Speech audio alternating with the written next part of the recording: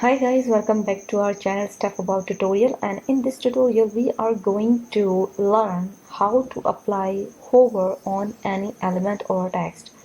Guys, if you want to apply hover, then you have to click on any element you want to hover, and then you will go with these options.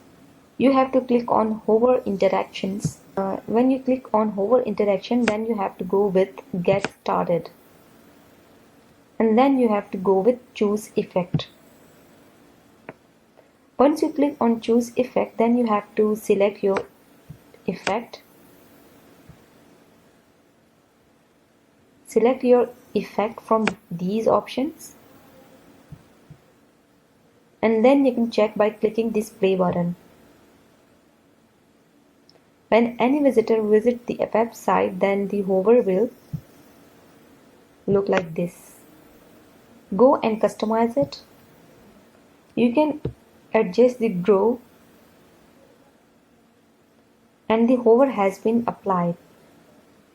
Same as you can also apply hover on any element or text on Wix.com by follow these simple steps.